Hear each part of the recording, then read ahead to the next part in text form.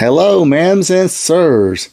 RP2 Vision proudly presents to you WWE Extreme Rules 2022 Recap. I am your host, Ronald Ray, and finally, I am able to get this video recorded for you guys. Enough of the small talk, though. Let's get this show on the road. Because that's what they did in the pay-per-view. It started out with a 6-man classic Donnybrook match between the Battling Brutes and the Imperial. And these 6 men understood the assignment. They went out there, they brawled, they beat each other up. They got the crowd pumped up. They got the crowd going, "This is awesome. This is awesome." And it was. It was a very good match. The ending was Giovanni Vinci being held by Butch and Holland, while Sheamus gave him the bro kick for the 1, 2, 3. Next up, we had for the Smackdown Women's Championship in an Extreme Rules match. It was Ronda Rousey against Liv Morgan. Liv Morgan, she gave it her best shot, but then Ronda Rousey put her in an arm-lock submission move, but Liv Morgan did not tap out. She passed out. Ref called it. Your new SmackDown Women's Champion is Rowdy Ronda Rousey. Next up, we had the strap match with Karrion Kross going against Drew McIntyre. And man, these two big hosses beat each other up with the strap.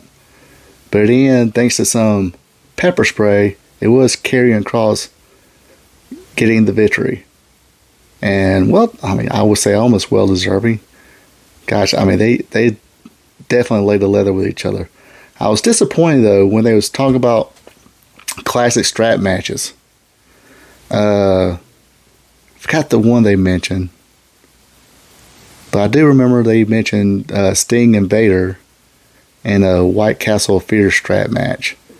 But they never did mention, like, the king of the death matches. Or not death matches, but strap matches. Wahoo McDaniel. To be honest, I'm not that familiar with the history of the Strombos. I imagine they did strap matches up there, but just not that familiar with that, to be honest. Something in history I'm really not familiar with. All this stuff, I guess. But anyway, yes, thanks to some pepper spray to the Drew McIntyre's eyes by Scarlett, Karrion Kross did get the victory. Next up, another hard-hitting match with the ladies. We had Bianca Belair defending her Raw Women's Championship against Bayley in a ladder match. Again, Bayley, she tried. She had the other 2 members of Damage Inc. try to run some interference to help her out, but didn't work. At one point, Belair had Io Sky and Dakota Kai for the KO, did a KOD on both of them at the same time. So, yeah, this is a good showing from Belair and Bayley in the ladder match, but Bianca Belair winds up climbing that ladder and getting a title, and she remains Raw Women's Champion. Following that, we had the I Quit match with Finn Balor against Edge.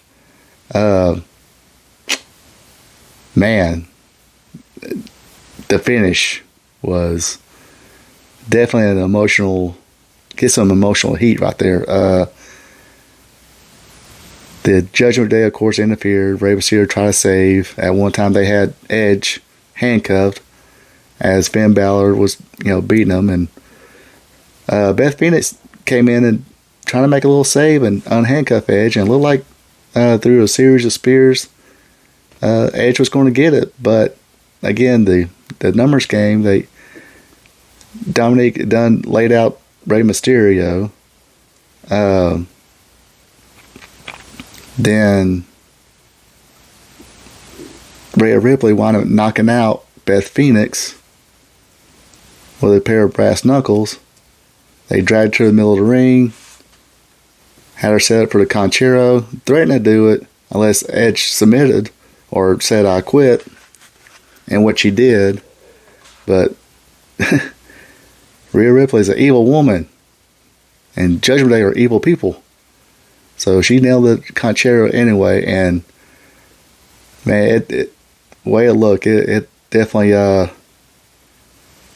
it was definitely played out right.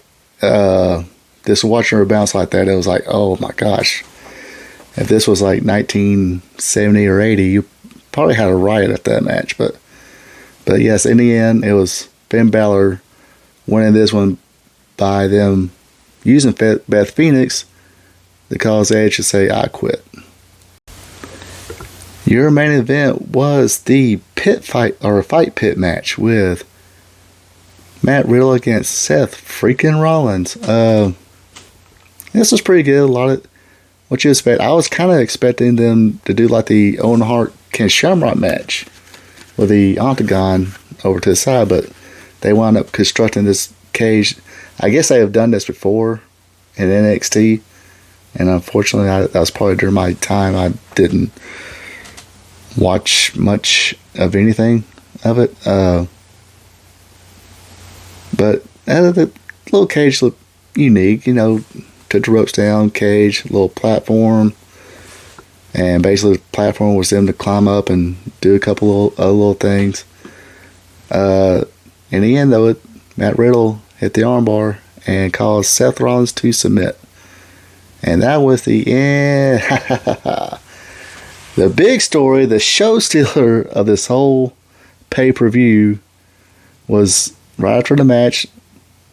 It was looked like they was getting ready to lift the cage up and clean up, and lights went out.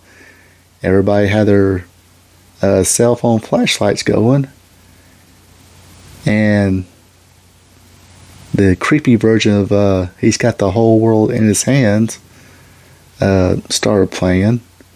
And yes, we had the return of Bray Wyatt. I would say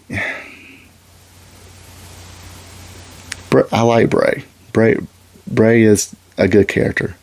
He's a good attraction. I think he's more suited to be an attraction than like an everyday, every show 365. Definitely back in the territory days, back with the Bruiser Brodies and all those, Joe Ledoux, whatever. Joe Ledoux, Bray would have drew a lot of money with those guys. He would have made a lot of money. And you wouldn't need him to be in a territory for like a year or anything like that. A few months here, 6 months there. Here, I mean, do you need him for every show? Maybe because you got the 4 big pay-per-views, Royal Rumble, SummerSlam, WrestleMania, Survivor Series, the 4 main shows every year. Maybe the in-between show for the bigger show, like the one pay-per-view, he reappears, and it basically starts a feud with somebody, then let it conclude maybe after the SummerSlam, then could have him do something else. Because he's always, I don't want to really say he's injury prone or anything like that, but it does seem he has periods where he'll disappear, which in hindsight I think is kind of a good thing.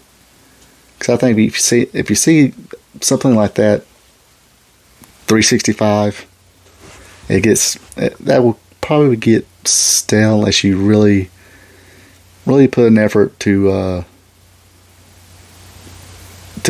build something, especially with like all the theatrics he does and everything. But definitely happy to see him in the WWE. Would he have been good at AEW?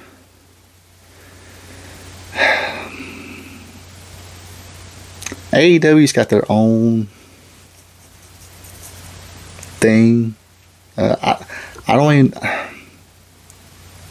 I don't, because they did the House of Black thing. It just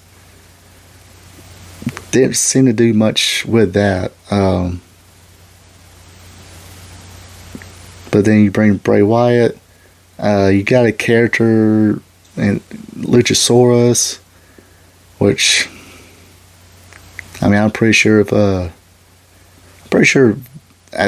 before the whole scandal, Vince, I would say somebody was putting his name in Vince's ear, because to me, Luchasaurus is just I don't want to get off on talking about AEW, but Luchasaurus is definitely if you're in a big time wrestling game, especially merchandise, he would definitely, I see him, the possibility of him being a huge money maker.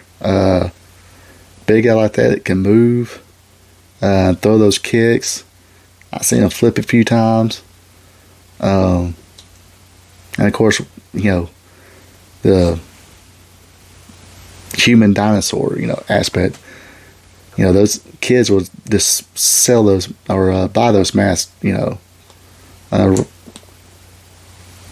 left and right. But anyway, back to Bray Wyatt. I just don't think the Bray Wyatt character,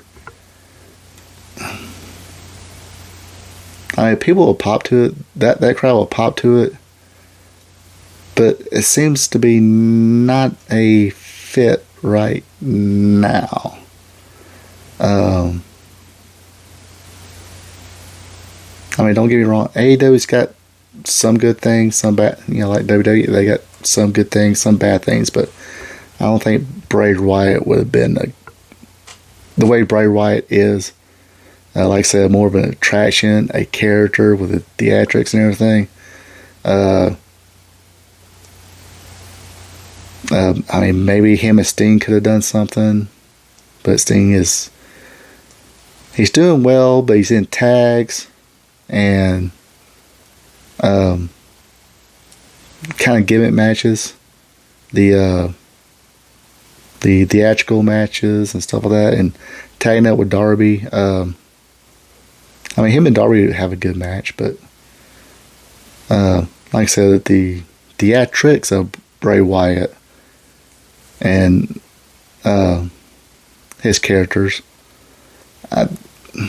this wouldn't sit well in the AEW. Anyway, that's enough of me rambling on, and this is the end of the WWE Extreme Rules recap show. You folks take it easy, and I'll catch you later.